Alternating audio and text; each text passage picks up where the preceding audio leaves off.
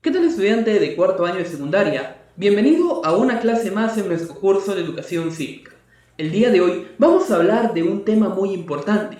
Este viene a ser la violencia. ¿Cómo dirías tú que la violencia llega a afectar a la convivencia social? Y es que una de las situaciones que llega a poner en riesgo una adecuada convivencia es justamente la violencia. Y es que, según la Organización Mundial de la Salud, la violencia se define como el uso deliberado de la fuerza física o del poder, ya sea en un grado de amenaza o en un grado efectivo, contra uno mismo, contra otra persona, contra un grupo o una determinada comunidad, que cause o que llegue a tener muchas probabilidades de causar lesiones, muerte, daños psicológicos, trastornos del desarrollo o privaciones. Veamos entonces cómo es que esta violencia llega a manifestarse y cuáles son algunos de los espacios donde lo podemos observar. Por ejemplo, podemos observar violencia en nosotros mismos. ¿Cuándo? Cuando nos llegamos a tratar de una manera injusta y pensamos de que llegamos a merecer las agresiones. También podemos manifestar la violencia en el grupo de amigos, cuando no llega a existir el respeto entre ellos o cuando existen relaciones agresivas dentro de las actividades que se lleguen a realizar. Otro espacio donde podemos observar la violencia es dentro de la familia, y esta se llega a dar cuando las relaciones entre los miembros vienen a ser inadecuadas y no existe un diálogo entre ellos. Después tenemos a la violencia que se observa en la escuela. Esto es cuando llegan a aparecer conductas inadecuadas o perjudiciales dentro de los estudiantes, incluso también entre los propios maestros, o inclusive entre los maestros y los estudiantes.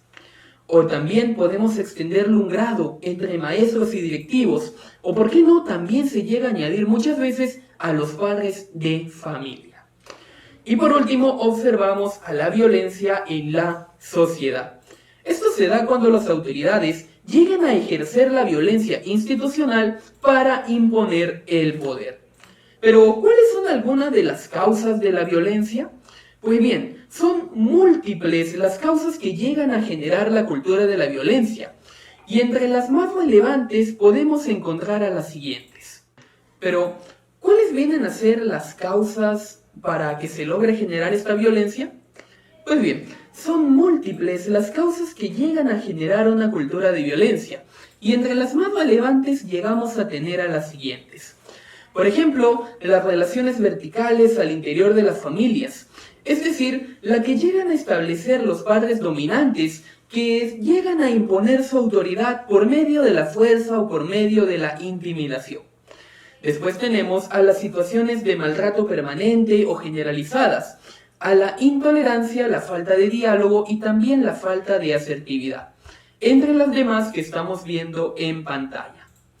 Hablemos entonces ahora de un punto muy importante que viene a ser el círculo de la violencia. Y es que la mayoría de los brotes de violencia surgen a partir de situaciones cotidianas. Por lo general se llegan a producir cuando las personas reaccionan de una manera ofensiva frente a otras porque ellas creen que están siendo agredidas.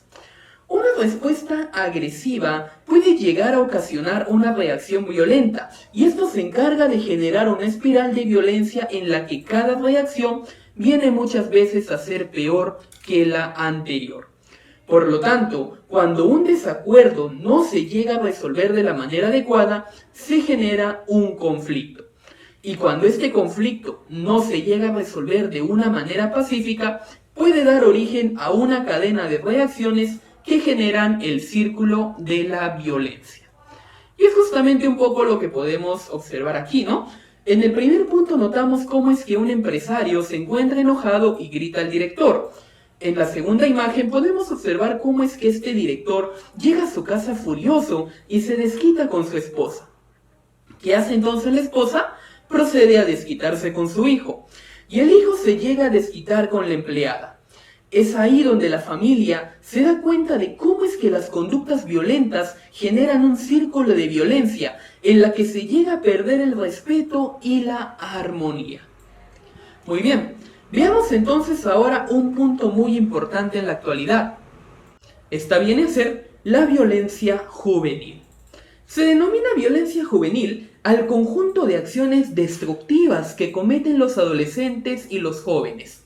Estos a su vez suelen llegar a involucrar con mayor frecuencia a jóvenes del mismo rango de edad, generalmente entre los 10 a los 29 años.